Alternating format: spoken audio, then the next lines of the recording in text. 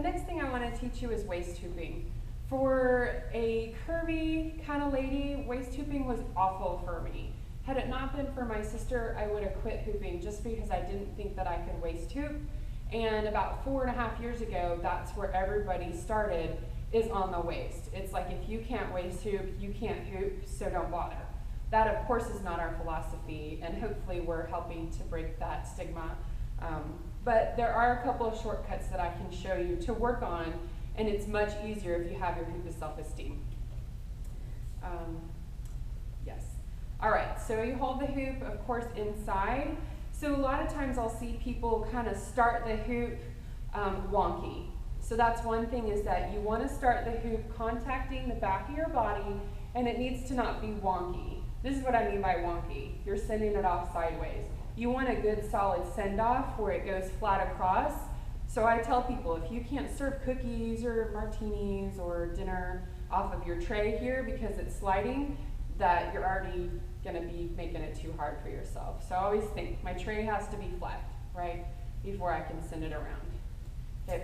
I want it to be flat. If it's wonky, I'm already screwed up.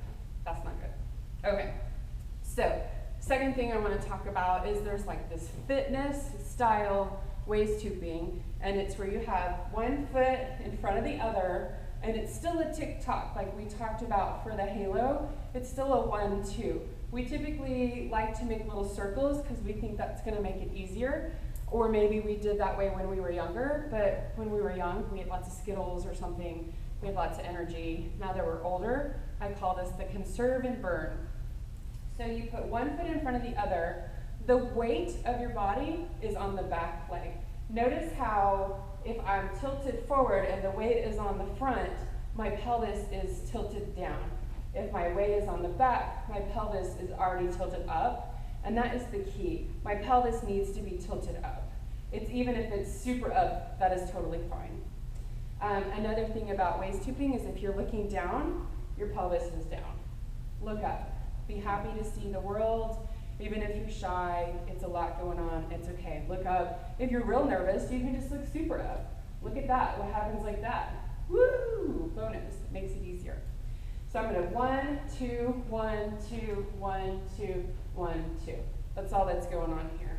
So this typically is more of a fitness style waist hooping. 1, 2. So when you first start, it's kind of crazy. It looks like poo, that's okay. It gets easier as you simmer down or get used to it. And you also want to do something with your arms. We don't want to get you all graduated from the Fat Tabulous Hoopers Guide and be a T-Rexer. So have your arms doing something out, or they can be drawing circles on the wall, whatever, right? So they're always doing something. All right. Another move for this, which is actually my preferred one, is to do the more relaxed position, and it's where we go side to side. So I always kind of think about a Nordic track. I might be aging myself here a little bit for y'all, but the Nordic track and cross-country skiing, you're like, shh, shh, shh. It's the same thing, it's side to side. 1, 2, 1, 2.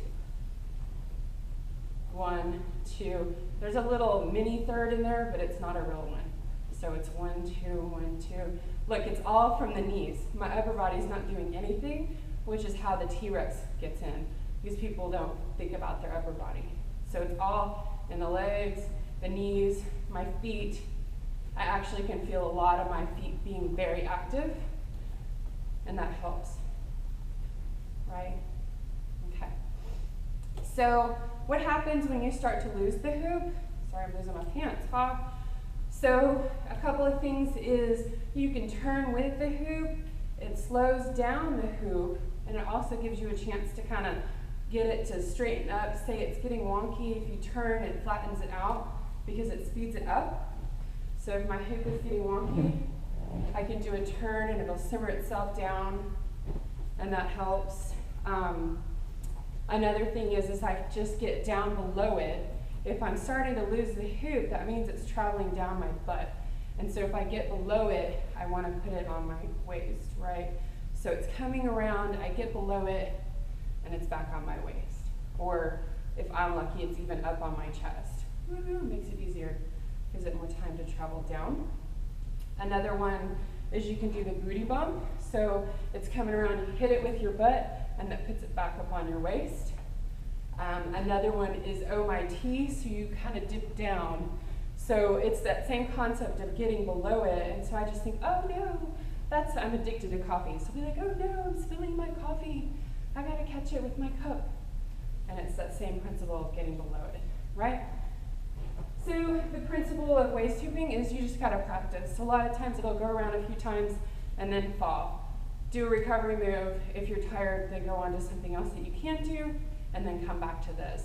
When I first started waist hooping, and actually was taught by Jocelyn Gordon, who at the time worked for Hypnotica, bless her, because she taught me to waist hoop. I couldn't before I met her. She just told me to practice for 5 to 10 minutes every day. 10 minutes was a stretch. So I would come home from work and I would practice waist hooping for 5 minutes. It got it in my muscle memory. It gave me time to be tired afterwards. Would do 5 minutes and then move on to something else, even if it was doing the dishes. 5 minutes, 5 minutes, 5 minutes. And you can work up to 10 minutes. The next thing you know, you can waist hoop.